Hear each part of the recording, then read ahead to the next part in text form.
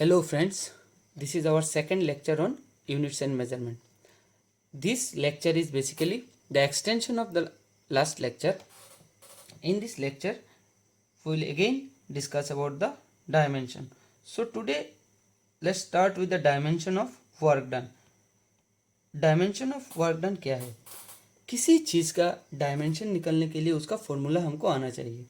तो dimension of work done क्या होता है, उसका फॉर्मूला हमको पहले आना चाहिए. तो फॉर्मूला क्या है? Force into displacement. ठीक है, फोर्स इनटू डिस्प्लेसमेंट. तो फोर्स का डायमेंशन क्या है? फोर्स का डायमेंशन कल हमने निकाला mL(T-2) एंड डिस्प्लेसमेंट का डायमेंशन है length. Clear?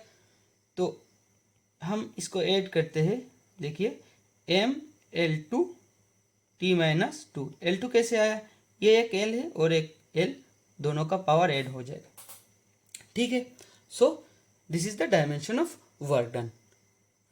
Now remember one thing, dimension of work done is dimension of work done और work is equal to dimension of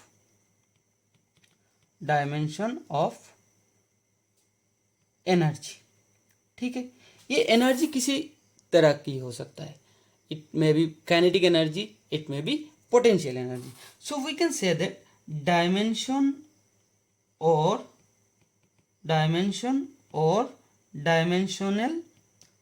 dimensional formula of work is equal to dimensional formula of kinetic energy और potential energy. Kinetic energy और potential energy. Clear? सिर्फ kinetic और potential energy नहीं, किसी भी तरह का एनर्जी हो उसका डायमेंशन वर्क डन से मैच करेगा. ये लॉ है. ठीक है, इसको आप याद रख लो. इसी तरह फोर्स का जो डायमेंशन हमने निकाला mL(T-2), ये किसी भी टाइप का फोर्स का डायमेंशन है. ये आपका फ्रिक्शनल फोर्स भी हो सकता है, न्यूक्लियर फोर्स भी हो सकता है, इलेक्ट्रोस्टैटिक फोर्स भी हो सकता है, विस्कस फोर्स भी हो सकता है. जो भी जैसा भी फोर्स हो उसका डायमेंशन वो mL(T-2) ही होगा. ठीक है.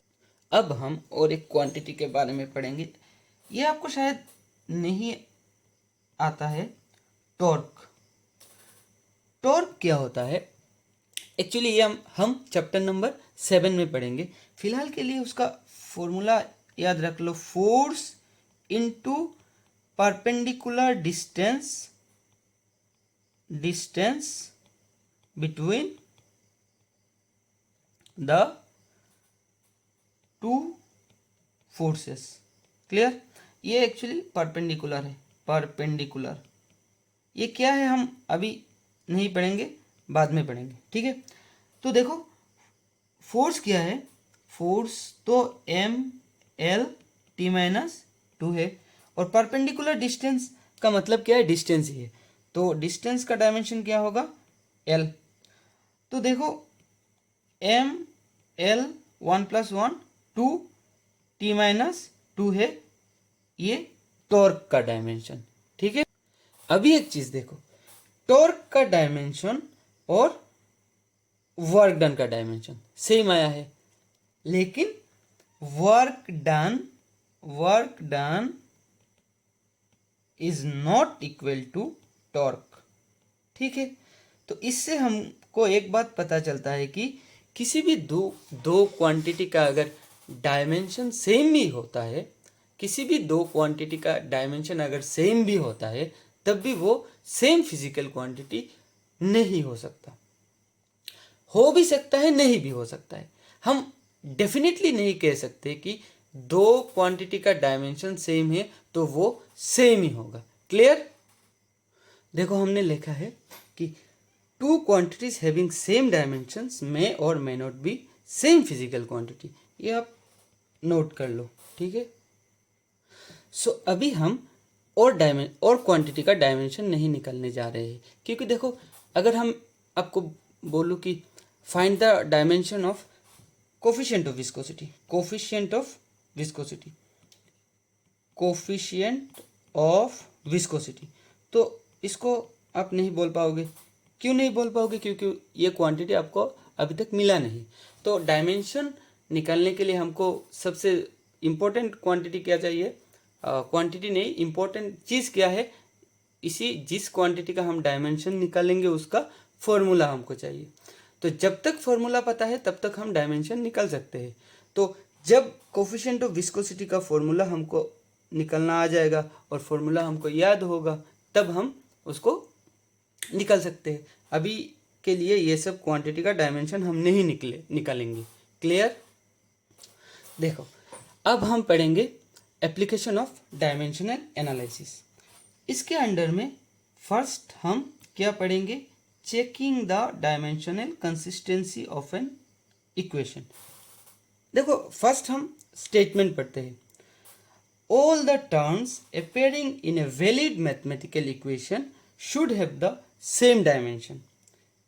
This is known as principle of homogeneity. This is known as principle of homogeneity. If an equation satisfies this test, is known as dimensionally consistent. चलो अब हम इस लाइन को समझते हैं। If I ask you to add 2 kg plus 4 meter or 2 kg minus 4 meter, that is if I ask you to add 2 kg plus 4 meter or to subtract 2 kg plus 4 meter, what you will say? You will say sir we can't say. ऐसा क्यों? मैं फिर से पूछूंगा ऐसा क्यों? आपको बोलना है कि, और आप यही बोलोगे कि सर ये दो क्वांटिटी सेम नहीं है, तो इसलिए हम उनको ऐड नहीं कर पाएंगे। तो देखो यही बात तो ये प्रिंसिपल ऑफ होमोजेनिटी कह रहा है कि all the terms appearing in a valid mathematical equation should have the same dimension. Clear? अभी मान लो 2 मीटर प्लस 4 मीटर ये इक्वल टू क्या होगा? 6 मीटर। क्लियर? ये तो हम सबको आता है। Suppose this 2 metre is equal to A, this is B and this is C. If we write an equation A plus B equal to C, यहाँ पे देखो 2, 4, 6 ये तीनों क्वांटिटी का डायमेंशन यानी कि यूनिट सेम है। तो A2 को हमने माना है ए, 4 को माना है बी और 6 को माना है सी। ये देखो a plus B equal to C हो रहा है। इसका मतलब dimension of a is equal to the dimension of b is equal to the dimension of c. Clear? Now let us take an example. Suppose a question is given to you or an equation is given to you like this: a plus xy is equal to d by m, and this is a valid equation. Clear? और valid mathematical relation. इसमें इससे हमको क्या बोलना है? इस equation को देख के हम ये बोल सकते हैं कि देखो dimension of A is equal to dimension of X into Y. देखना सिर्फ एक्स का नहीं, एक्स इंटू वाई मिलकर जो डायमेंशन होगा ये डायमेंशन ए का सेम होगा. और इस तरफ is equal to the dimension of D by M होना ही होना है. डी बाई एम का जो डायमेंशन होगा एक्स वाई का भी वो डायमेंशन होगा और ए का भी सेम डायमेंशन होगा. अगर ये सेम नहीं होगा तो this equation will be wrong. ये बात अभी के लिए आप याद रख लो कि बाद में काम आएगा. ठीक है. अभी देखो, if an equation does not follow the dimensional consistency then this equation is wrong. इसका मतलब क्या हुआ? अगर एक इक्वेशन डायमेंशनली इनकॉन्सिस्टेंट है तो ये इक्वेशन रॉन्ग ही रॉन्ग है. आप आंख बंद करके उसको रॉन्ग बोल सकते हो. ठीक है. Now let us take another example. Let an equation is given like this. Let an equation is kinetic energy is equal to 5/6 mv². हम अभी देखेंगे ये डायमेंशनली कंसिस्टेंट है कि नहीं. देखो, आज ये पहले हमने बताया कि काइनेटिक एनर्जी का डायमेंशन क्या होता है, डायमेंशन ऑफ वर्क होता है. तो डायमेंशन ऑफ वर्क इज क्या है, M L two T minus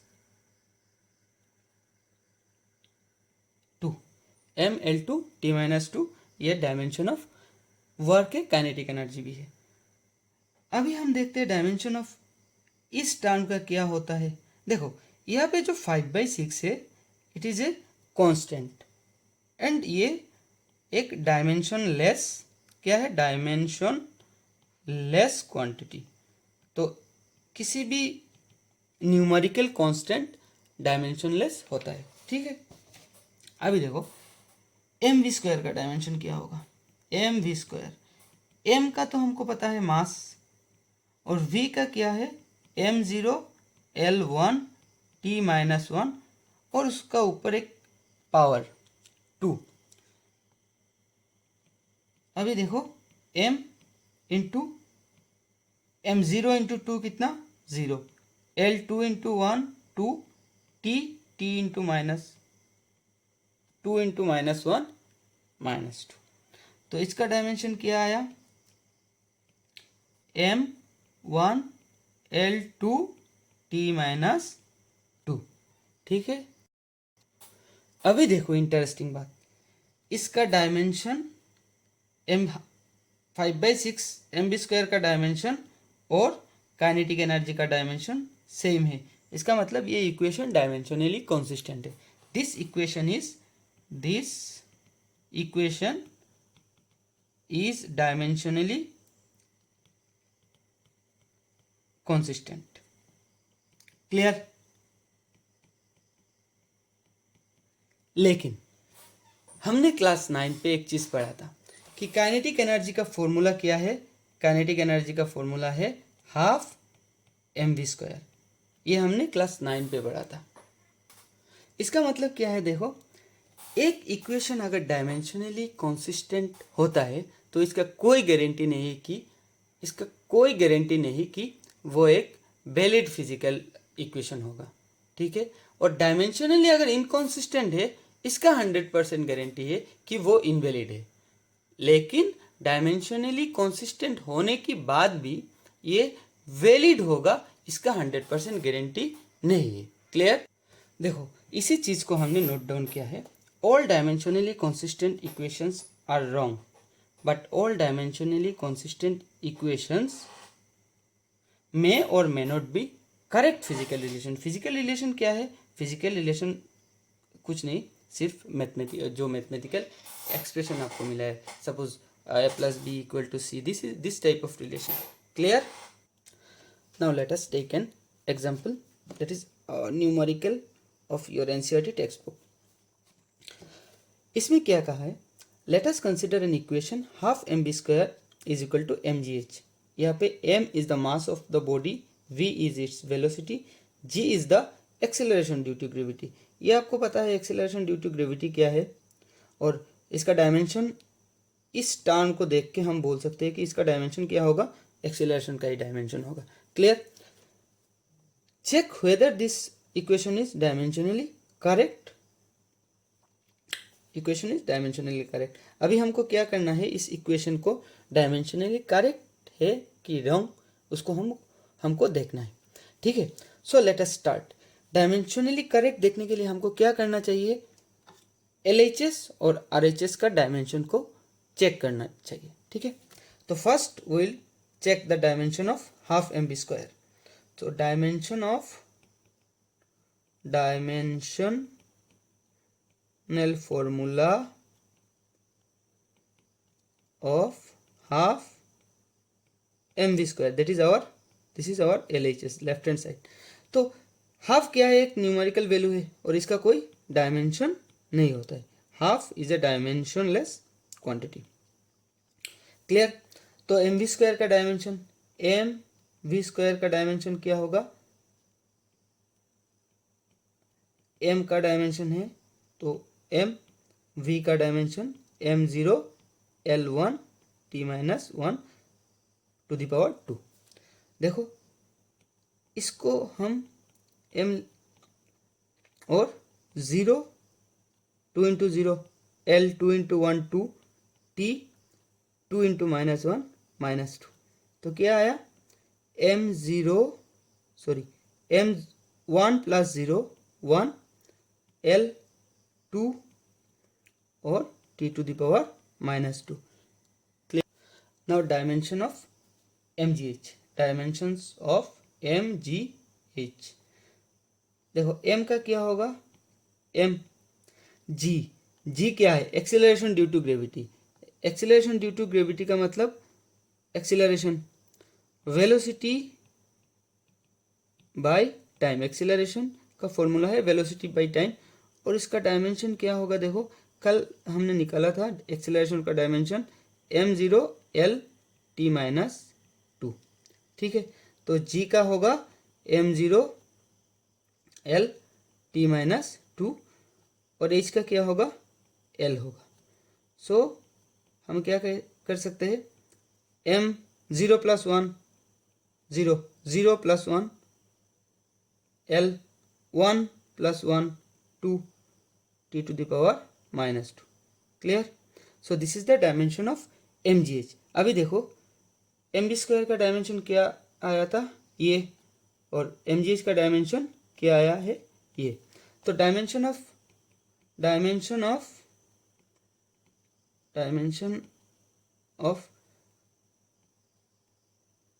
sorry dimensional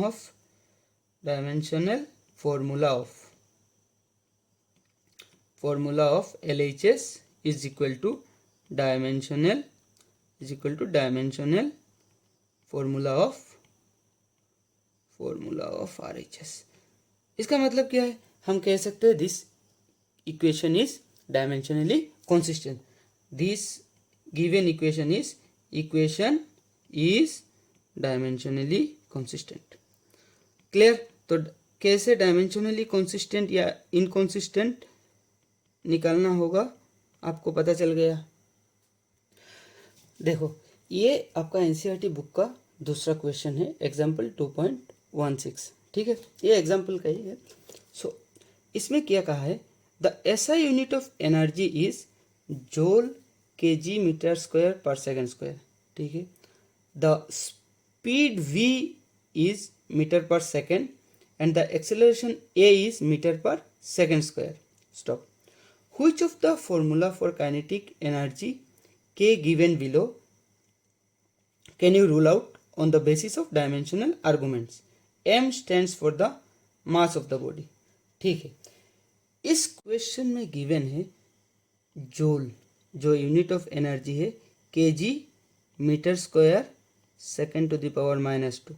तो इससे हम डायरेक्टली उसका डायमेंशन निकाल सकते हैं। देखो केजी मास का है और केजी का ऊपर पावर कितना है 1, तो 1 यहाँ पे आ जाएगा। मीटर किसका यूनिट है, डिस्टेंस का, और डिस्टेंस का डायमेंशनल फॉर्मूला क्या होता है एल, तो एल स्क्वायर, और सेकंड किसका है टाइम का, तो टी टू द पावर -2। तो डायरेक्टली हम यूनिट देख के ही बता सकते हैं कि एनर्जी का डायमेंशन क्या होगा। और हमको तो पता ही है, आज ही हमने निकाला कैसे वर्क और एनर्जी का डायमेंशन निकालते हैं। अभी हमको क्वेश्चन में राइट हैंड साइड और लेफ्ट हैंड साइड को मैच करवाना है। जिसका मैच करेगा वो रूल आउट नहीं होगा, और जिसका मैच नहीं करेगा वो रूल आउट हो जाएगा। देखो फर्स्ट क्वेश्चन में क्या है, k equal to m square v to the power 3, m square v cube. तो k का तो हमारे पास है, इसका हम निकाल लेते हैं। देखो m का क्या होगा, m पावर 2, b का l m0L(T-1)3। तो इसमें क्या होगा, m2L3T-3। ठीक है, इसका आया है m2L3T-3। देखो ये इसके साथ मैच कर रहा है कि नहीं। तो this is we can rule out this equation can be ruled out. ये एनर्जी का इक्वेशन हो ही नहीं सकता। ठीक है, अब इन सेकेंड क्वेश्चन है k = ½ mv²। तो k तो हमको पता है क्या है, k का mL2T-2 और ½ mv² का क्या होगा, ½ mv², dimension of ½ mv²। Half तो कांस्टेंट चला जाएगा, m वेलोसिटी का m0L1T-1 और उसका पावर 2। तो इसको हम अगर अरेंज कर लेते क्या होगा, mL2T-2। देखो ये मैच कर रहा है k के साथ, तो we can not rule out this one. इसको हम वैलिड इक्वेशन के लिए रख सकते हैं, लेकिन ये बोल नहीं सकते कि ये 100% वैलिड होगा। हालांकि ये वैलिड इक्वेशन है, काइनेटिक एनर्जी का है, लेकिन डायमेंशन सेम होने के कारण हम ये नहीं बोल सकते कि ये वैलिड ही होगा। अभी देखो सी में क्या है, k = ma और क्वेश्चन में गिवन है a का यूनिट मीटर/सेकंड²। तो a का तो हमारा कन्वेंशनल मेथड से डायमेंशन निकालना आता है, और यहाँ पे यूनिट गिवन है तो डायरेक्टली हम इसका डायमेंशन m0L1 और T-2 लिखेंगे। ठीक है, और k का तो पता है, k क्या है, m1L2T-2 और ma का क्या होगा,